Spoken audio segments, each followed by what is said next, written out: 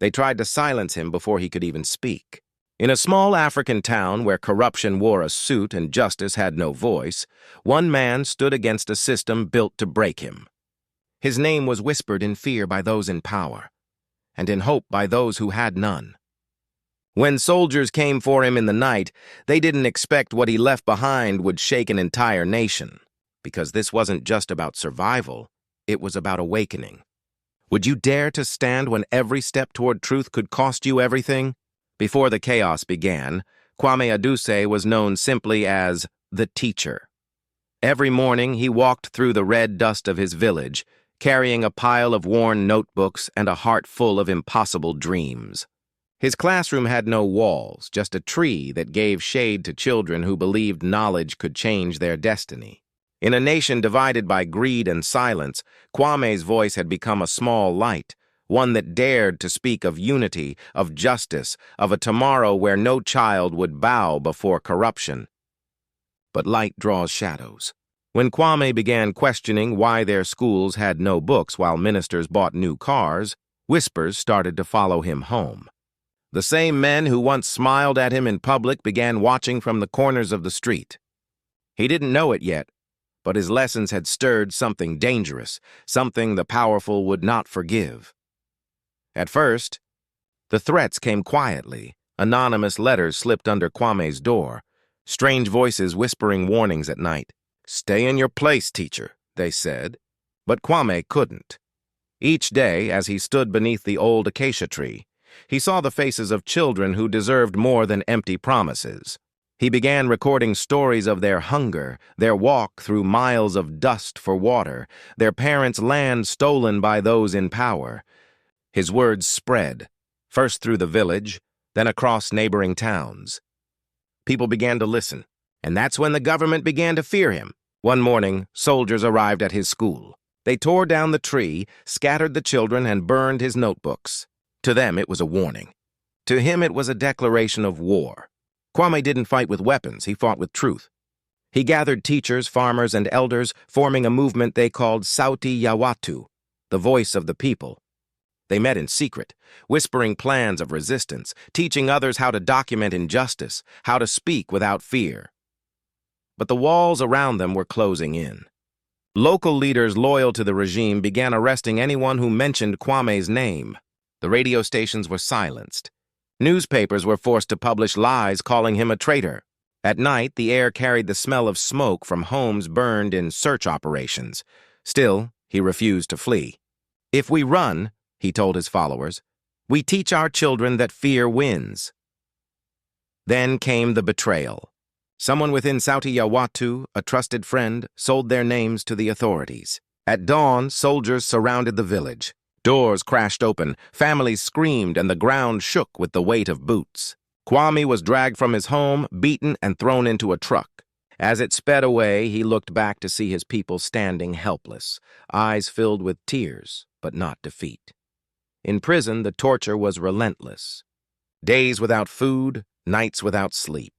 They wanted him to sign a confession, to admit that his movement was a threat to the nation. But Kwame only smiled through the pain. "The nation," he whispered, "is the people."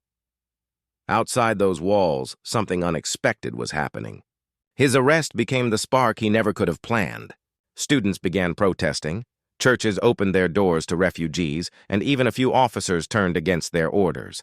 What began as a local movement was now spreading like wildfire across cities and borders. And yet the government wasn't done. They planned to make an example of him, to crush the movement once and for all.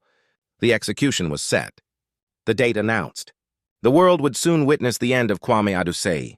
But revolutions don't die with a man, they rise with his courage. And somewhere, beyond those prison gates, the sound of footsteps was already echoing. Thousands marching, chanting his name, demanding what he had always fought for, freedom.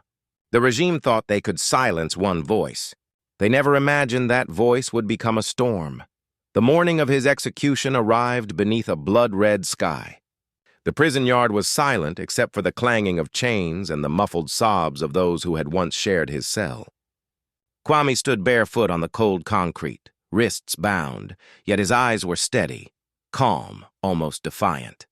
Across the courtyard, soldiers lined up with rifles trembling in their hands. Some refused to meet his gaze. Others stared as if trying to memorize the face of the man they'd been told was an enemy. As the warden read the final orders, a voice crackled through the prison radio, a broadcast they hadn't been able to stop. Outside, thousands had gathered in the capital, chanting his name. "Kwame is not alone!" The chant grew louder, carried by the wind, echoing through the rusted bars and crumbling walls. Even the guards could hear it. For the first time, fear flickered, not in the prisoner, but in those holding the guns. The commander shouted for silence, but the noise only grew, a storm of human voices, of defiance and hope. One soldier lowered his weapon, then another. The commander raised his pistol, but before he could fire, a roar exploded from beyond the gates. Protesters had broken through. The army outside had turned. They were no longer arresting the people, they were protecting them.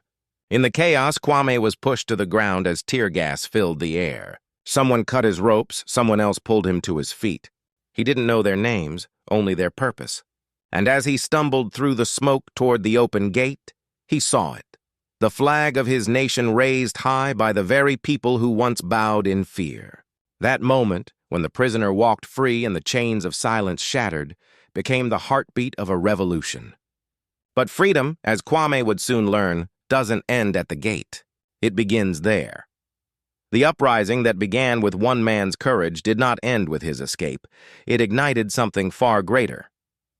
Across the country, the people who once whispered in fear now spoke openly of change. Farmers refused to pay bribes, teachers reopened schools under the banner of Sauti ya Watu, and students painted murals of Kwame's face on crumbling city walls.